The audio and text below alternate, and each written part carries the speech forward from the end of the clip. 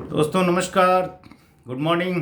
कहते हैं ना, भीड़ में खड़ा होना मकसद नहीं है मेरा, बल्कि भीड़ जिसके लिए खड़ी है वो बनना है मुझे।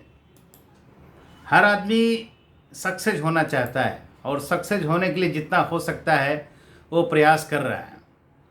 ये घटना उन दिनों की है जब इंग्लैंड में डॉक्टर एनी बेसेंट अपने वर्तमान जीवन के प्रति निराश थी और एक सार्थक जीवन जीने की ललक उनके हृदय में तीव्रता से उठी थी।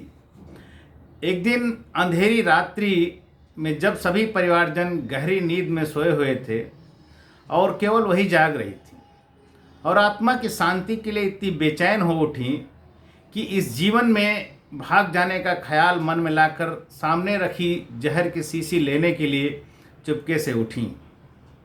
लेकिन तभी किसी दिव्य शक्ति की आवाज़ ने उन्हें आगे बढ़ने से रोक दिया। क्यों? जीवन से डर गई? सत्य की खोज कर? यह सुनकर वो चौंक गई। अरे, यह आवाज़ किसकी है? कौन मुझे भागने से रोक रहा है? उन्होंने उसी समय निश्चय कर लिया कि सार्थक जीवन यानी मीनिंगफुल लाइफ के लिए मुझे संघर्ष करना ही होगा।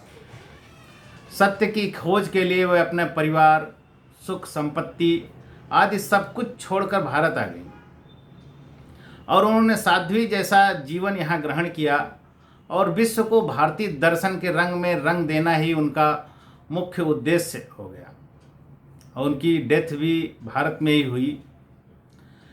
निष्कर्ष क्या है दोस्तों कि अंधकार से प्रकाश की ओर जाने के लिए भी मनुष्य को संघर्ष करना पड़ता है, जिसके दौरान वह अपनी शुद्ध चेतना से समर्पण भाव को जागृत कर जीवन लक्ष्य की प्राप्ति कर लेता है। ऐसे संघर्षवान व्यक्ति की ईश्वर भी सहायता करता है, बशर्ते वह सच्ची लगन व उत्साह के साथ सार्थक जीवन के प्रति संकल्पकृत रहे और उसकी आंखें निर्धारित लक्ष्य पर केंद्रित रहती हैं। याद रखें, जीवन सहज नहीं है, एक संघर्ष है। कठिनाइयाँ एवं बाधाएं जीवन के अंग हैं। इनसे भयभीत होकर कर्तव्य पथ से पलायन कर देने का अर्थ होगा कि अपने जीवन मूल्य को नष्ट कर देना।